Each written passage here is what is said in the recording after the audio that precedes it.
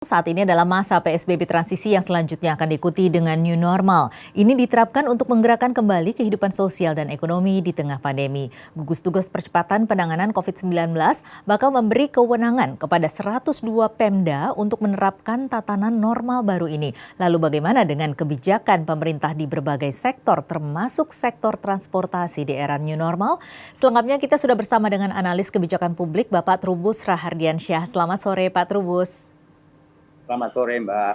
Iya Pak Trubus, ini bagaimana dengan kebijakan Ya, pemerintah yang saat ini sudah memberlakukan atau sudah mengaktifkan kembali ya transportasi publik atau transportasi massa. Ini seharusnya kebijakannya seperti apa sih? iya, menurut saya nih ini kebijakan new normal, gitu. Ini transisi menuju new Ya. normal. Ini kan sebenarnya tidak jauh beda dengan kebijakan sebelumnya. Artinya PSBB 1, 2, dan 3. Tetapi di fase keempat ini ada sektor-sektor yang sudah mulai dibuka, gitu. Yang dulunya termasuk kategori sektor pengecualian, kan.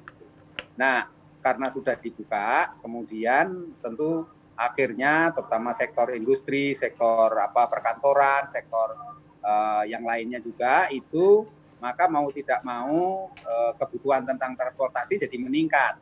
Karena itu kita lihat tadi pagi di KRL itu terjadi penumpukan penumpang. Artinya di situ masyarakat ini membutuhkan moda transportasi untuk menuju tempat kerjanya.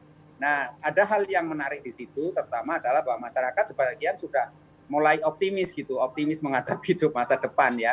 Jadi terutama karena selama ini itu 3 bulan ini masyarakat kita dihadapkan oleh kondisi satu panik, kemudian frustasi, kemudian juga galau gitulah dengan adanya diperbolehkannya sektor-sektor itu buka dan akhirnya bisa bekerja, maka yang terjadi kemudian masyarakat menjadi optimis, bersemangat.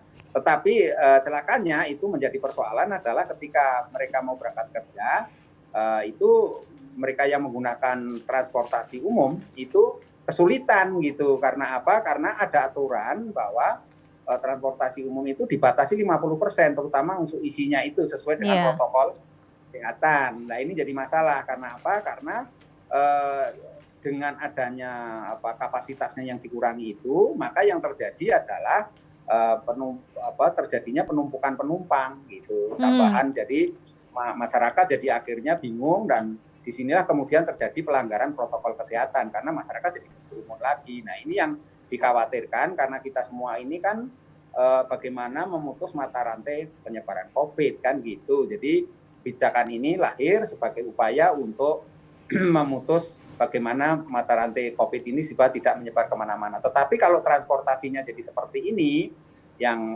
istilahnya tidak tertangani dengan baik, tidak dipersiapkan dengan baik, maka kemudian yang terjadi akan khawatirnya itu muncul klaster-klaster baru gitu ya. Jadi Bahkan akan bagaimana muncul gelombang sebaiknya ini? kedua. Iya, kebijakan pemerintah dalam mengatur angkutan publik terkait dengan kapasitas ini, Pak.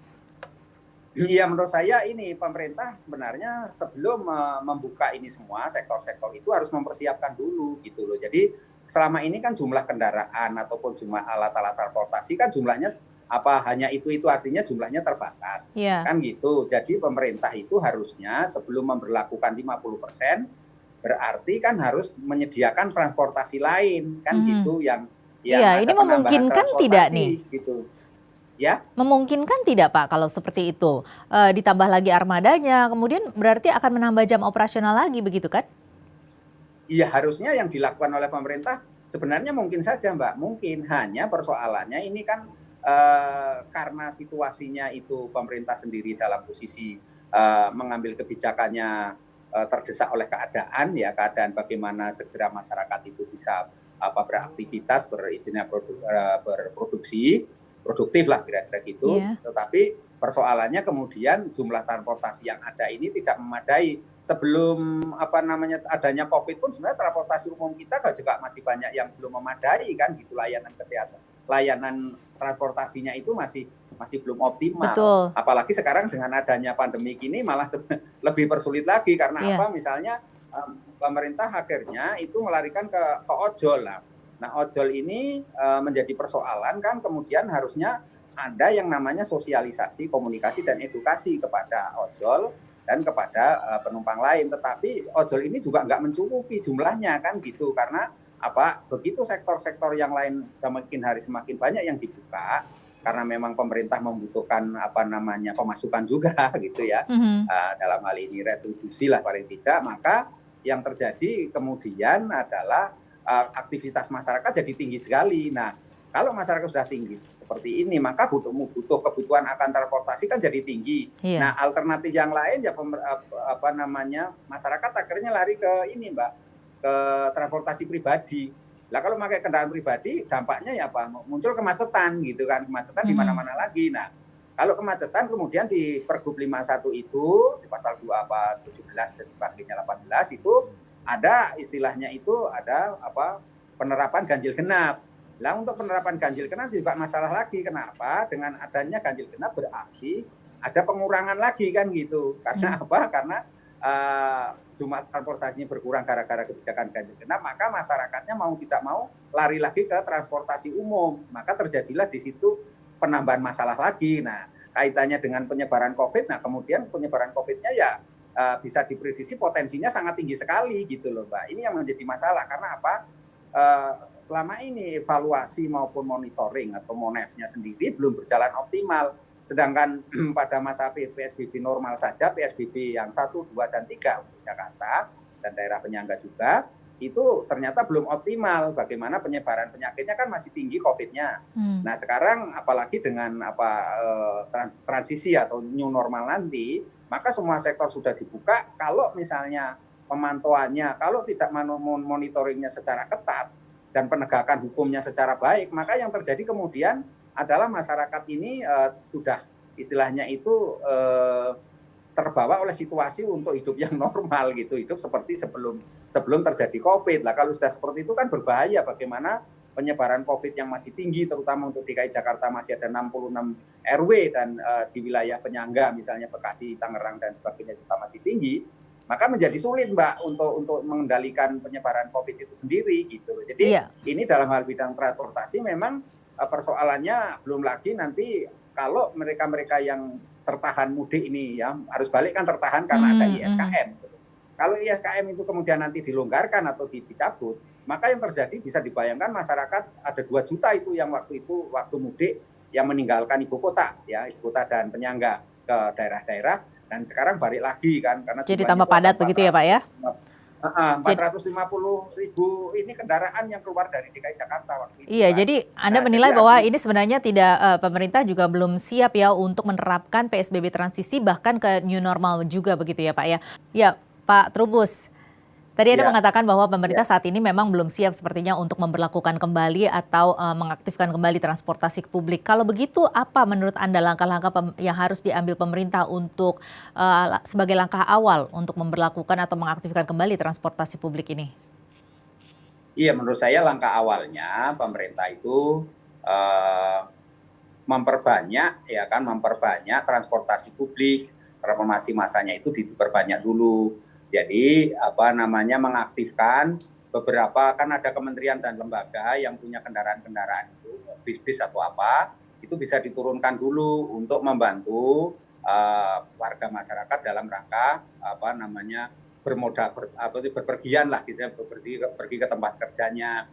Nah karena itu menurut saya dalam hal ini tentu pemerintah pusat sambil pemerintah daerah juga itu selalu melakukan monitoring dan evaluasi secara terus-menerus. Kemudian nanti dilakukan pembenahan bagaimana supaya transportasi publik ini tidak terjadi penumpukan. Karena yang perlu dihindari itu bagaimana supaya tidak terjadi penumpukan, itu saja. Jadi kalau nanti ini terjadi penumpukan terus-terusan, tiap hari terjadi penumpukan, maka potensi penularan wabah COVID ini jadi jadi tidak terkendali, jadi sulit untuk dilakukan istilahnya itu pemutusan kan gitu. Nah, oleh itu dalam rangka yang paling efektif tentu dalam hal ini pemerintah ketika memberlakukan 50% itu betul-betul harus mempertimbangkan jumlah daripada armadanya, jumlah konsumennya atau ini masyarakat yang membutuhkan dengan jumlah kendaraannya sendiri. Misalnya kalau angkot ini kan juga harus dipertimbangkan juga, misalnya tarifnya, karena misalnya angkot kan muatnya cuma 8 orang, sekarang harus maksimal diisi 3 orang misalnya lah.